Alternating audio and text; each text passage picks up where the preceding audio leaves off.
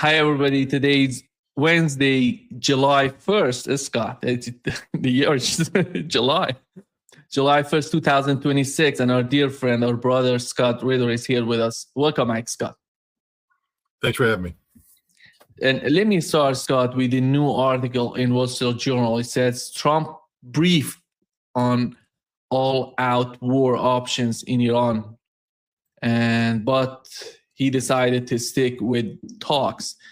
And it seems that they're still considering getting back to the war. That's why he's getting these sort of briefings. And here is what J.D. Vance said in his recent interview on Ben Shapiro's podcast.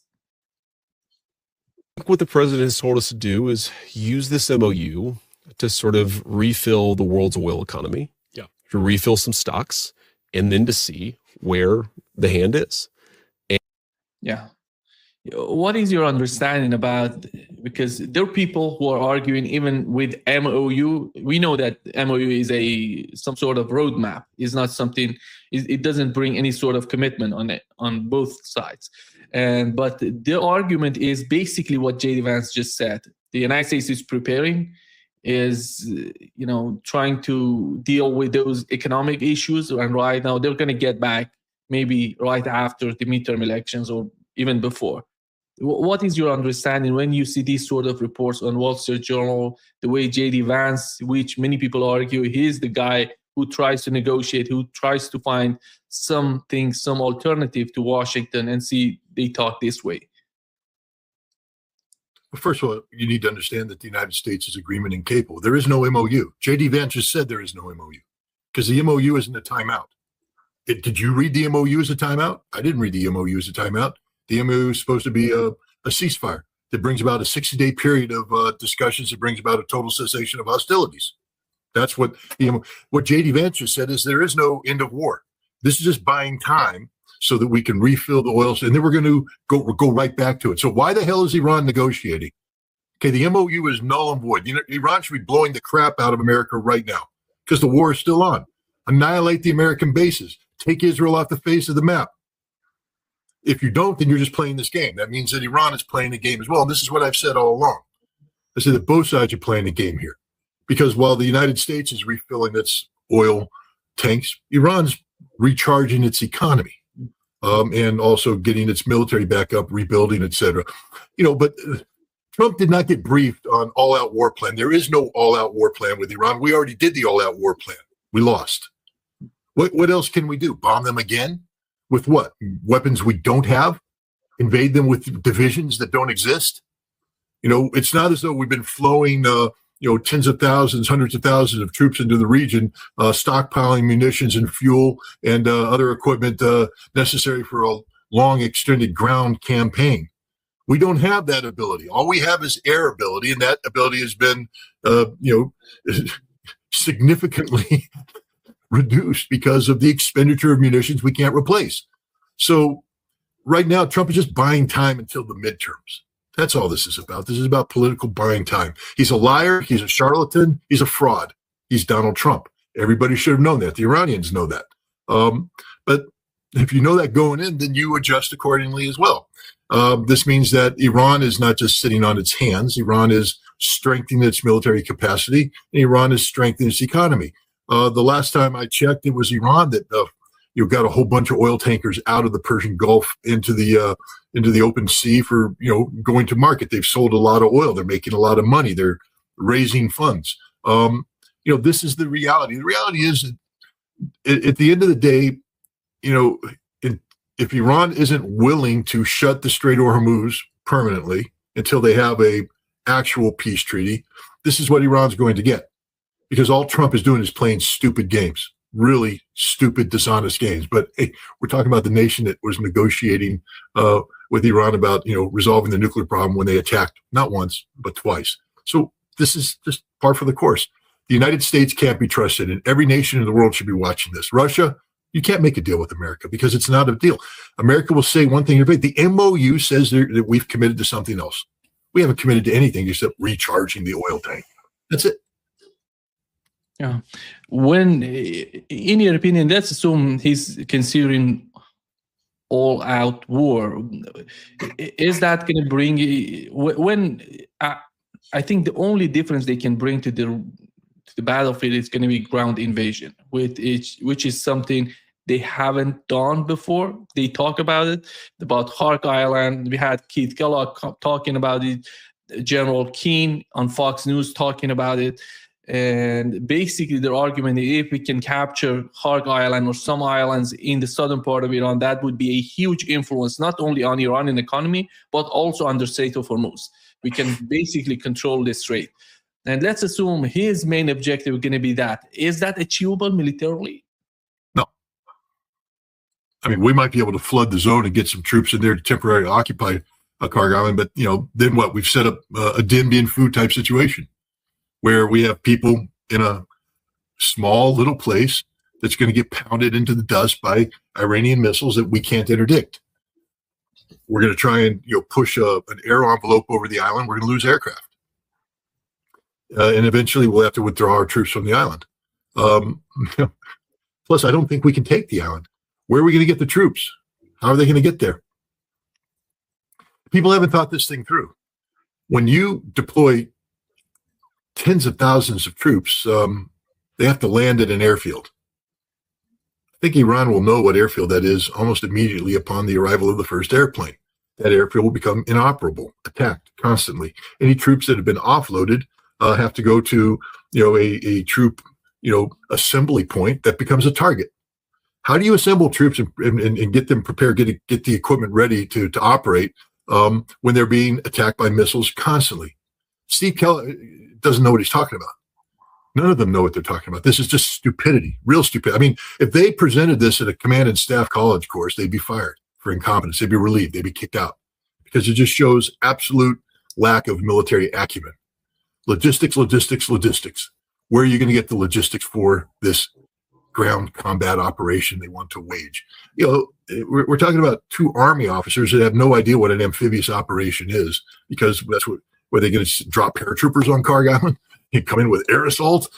Think Grenada. Ask the Delta Force in the 160th what it was like to launch a helicopter attack on a lightly defended airfield. They got the shit knocked out of them. We come into Hark Island, we'll lose every single helicopter. Koh Tang Island is, again, 11 helicopters went in, 8 got damaged or shot down, 3 were left heavily damaged. Guys, history speaks for itself. We can go to the 1972 when we tried to do a major air assault into Laos out of South Vietnam. Ask the American helicopter forces that flew in the Vietnamese. We just got shot out of the sky. Go to the Gulf War 2003 when the 101st Airborne tried to send their Apaches into Karbala. Every single Apache came back with battle damage. This is the reality of it. These guys just don't know what they're talking about. I want to remind them Iran won the war because we weren't able to do this. And nothing's changed. It's only gotten worse for us. So, no, there's no all-out war plan. This is a lie being told by the administration to a compliant Wall Street Journal. There was no such briefing, because there can be no such briefing, because it's fiction. There is no all-out war plan because we lack the capacity to wage all-out war against Iran. That's a statement of fact. You're talking to somebody who's actually done a plan to invade Iran in 1985. I know what it takes. And that was Iran that wasn't anywhere near what they are today. So, I can't even say with all due respect to Kellogg and King, because I have no respect for these two men. They're pure propagandists, pure pro-Trump propagandists who are lying to the American people. And in doing so, they're weakening American democracy, because the key aspect of American democracy is for the American citizen to hold his or her elected officials accountable for what they do in their name. In order to do that, we have to be an informed electorate. It's the duty and responsibility of government to be accurate in their description of problems to the American people. The government, after all, works for the American people. It doesn't work the other way around. The American people are not the employees of the U.S. government. The U.S. government works for us, therefore they're accountable to us. They must tell us the truth about what they're doing. And what we have right now is the government lying to the American people, using the media to facilitate this lie so the American people don't ask the right questions. There's a midterm election coming up, and Donald Trump wants the American people as ignorant, stupid, ill-informed as possible so that they don't hold him to account. Because if they do, he'll lose the House, he'll lose the Senate, he'll spend the rest of his term being impeached. Play the J.D. Vance clip where he says that, where he says Donald Trump's going to get impeached. if he loses the midterm elections. Donald Trump's going to lose the midterm elections because he just blew it. He doesn't understand. See, he's a scam artist. He's a grifter. Recharging the fuel tanks doesn't solve anything. Donnie, baby, the fuel tanks were full when you started this war. And then the Iranians cut off the Strait of Hormuz, and they weren't full anymore. All you're doing is just playing stupid games. If you go to all-out war, you're not going to recapture the Strait of Hormuz. The Strait of Hormuz will be closed, and we're going to go back down to empty.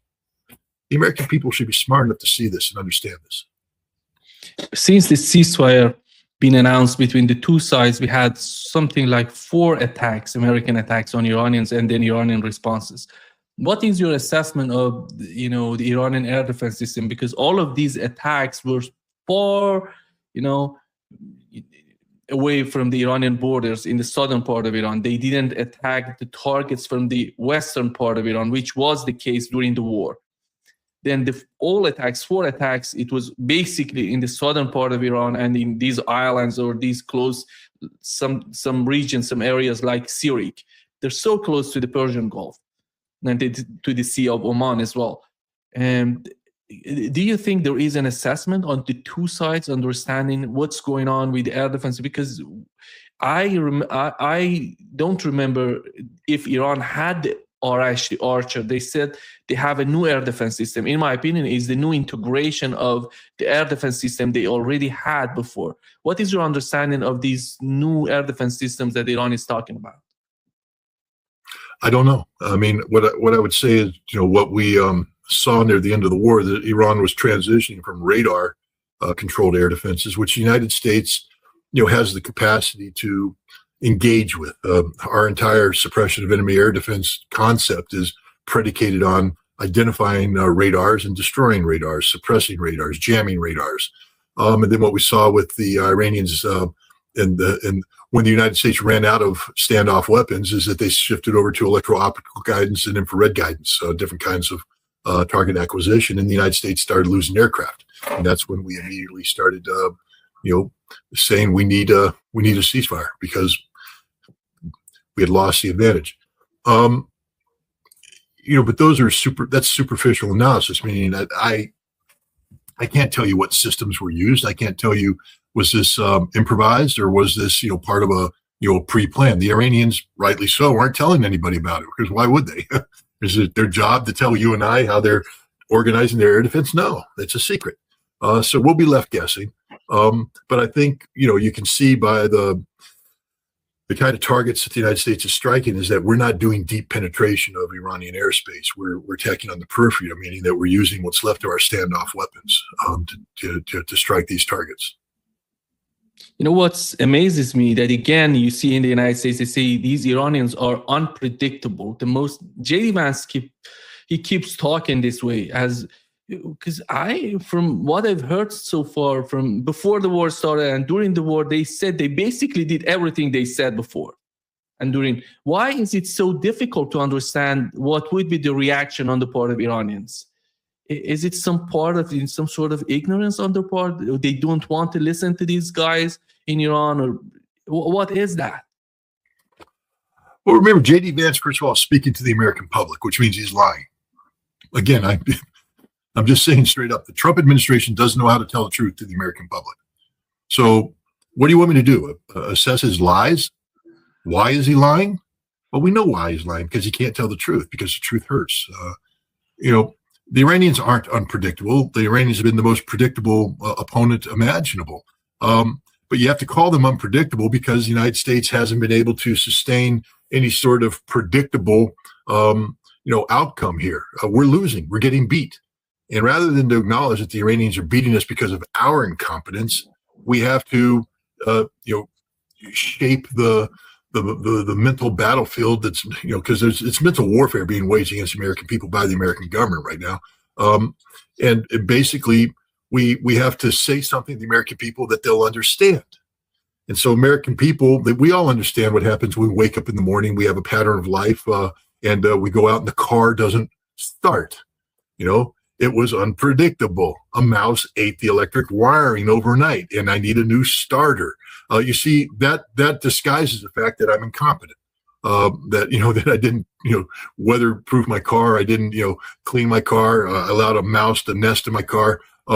No, we have to say it was unpredictable. No, it was predictable. If you leave your car in the garage and you allow mice to nest in your engine, they're going to eat through the wiring and you're not going to be able to start your car. Anybody who lives in a rural area knows this. J.D. Vance, unfortunately, is falling into the pattern of behavior vis-a-vis the American people that Donald Trump has been in for some time now. Lie, lie, lie. He can't tell the truth. He's incapable of telling the truth. Yeah.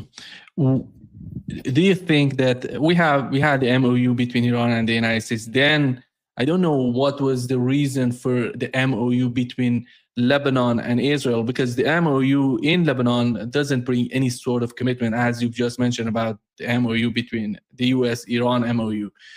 And we have the parliament against it, we have Hezbollah against it, and after all, the war is not between Israel and the government in Lebanon, it's between Israel and Hezbollah. So they're not part of that MOU. Basically, look at all the points, all the clauses in the MOU, it's all about Hezbollah, disarmament of Hezbollah, removing them from the political, or the military aspects of Lebanon, politically making some sort of pressure on them. This is the whole agenda on their part. This is not something new, Scott. You remember during the Biden administration, they basically tried the same thing without having MOU. They did everything. And he's repeating, you see the Trump administration repeating basically each and every step that was taken before by the Biden administration when it comes to the war against Houthis in Yemen, when it comes to Lebanon right now. But you see, they're continuing with the same sort of idea.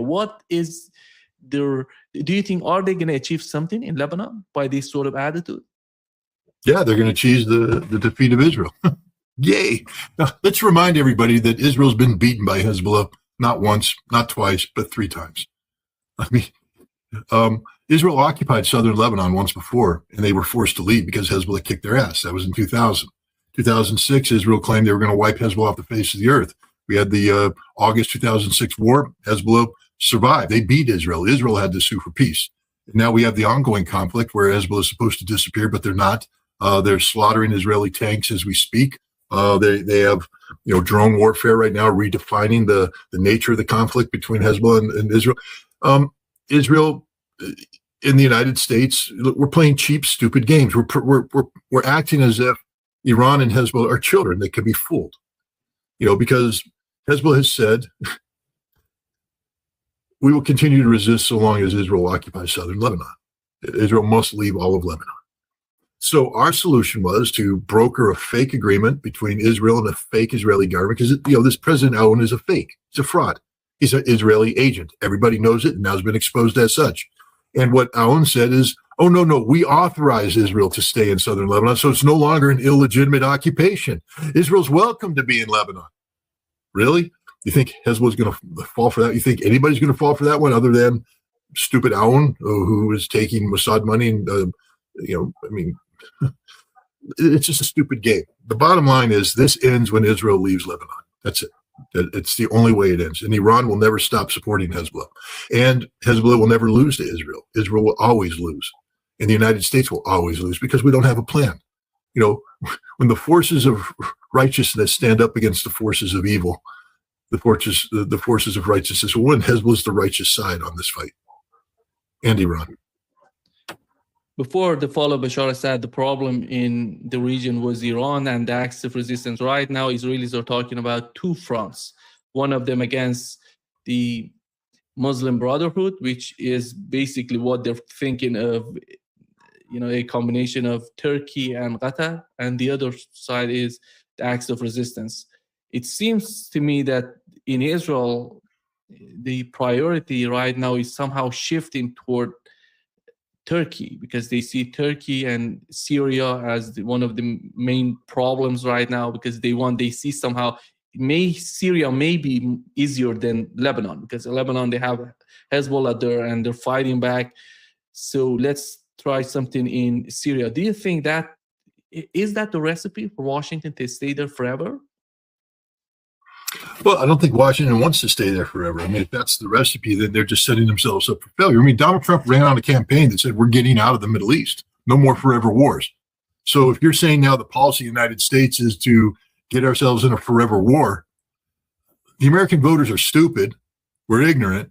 We have short-term memories, but we're not that stupid. We're not that ignorant, and our memories aren't that bad.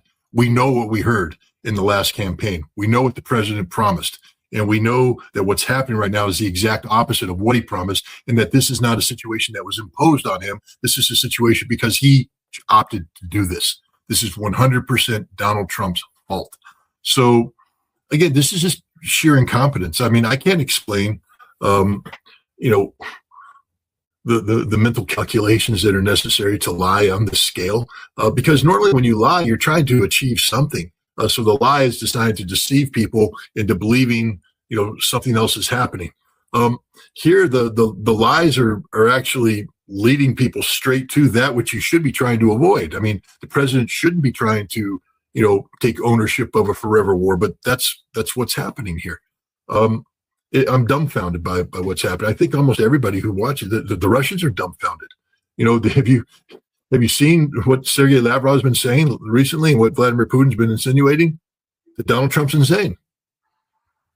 He's not Joe Biden dementia ridden. He's just insane. He's mentally unstable. He's an emotional, train wreck. He's unpredictable, which makes him dangerous. It's not that he has lost the capacity to think. It's that he's lost the capacity to think rationally. He's all over the map. The Russians know exactly what they heard from Donald Trump in Anchorage. They know exactly what they heard because they know what they conceded. And now they're taking a look, realizing the United States never had any intention. Newsflash. The United States never had any intention of making the Anchorage agreement stick. Why? They were just recharging their batteries. Whether it's refilling the oil tank or recharging your batteries, it means the United States is lying to you. The United States is agreement incapable. This is a lesson for the entire world. Hey, NATO, you're getting ready to get together in Ankara to talk about the future. The United States is going to promise you stuff, and it will never deliver because we're not here to be an agreement-capable nation. We only care about us, and us is defined in this narcissistic madman who's assembled a cult of personality in Washington, D.C. and pretends that it's American democracy. I mean, I'm frustrated. So, yeah, you probably picked up on that. Yeah. Do you buy this concept of having two factions in Washington, one J.D. Vance and the other one Rubio, and they're playing somehow Rubio wants to stay in the fight in Ukraine, in the Middle East, and on the other hand, J.D. Vance wants to somehow find some sort of practical solution for what's going on in favor of the United States, by the way. Is there any sort of that, division when it comes? Rubio said, by the way, the Anchorage is done. There is nothing, no agreement, between the United States and Russia when it comes to Anchorage. I would say when J.D. Vance talks about the case of Ukraine, he talks differently. But is this sort of difference between these two guys bringing some sort of, two factions, or you see all of them together as two tools being used by the Trump administration to achieve the same objective? Again, in a normal political environment, Secretary of States and vice presidents have an agenda. Look, everybody wants the top job.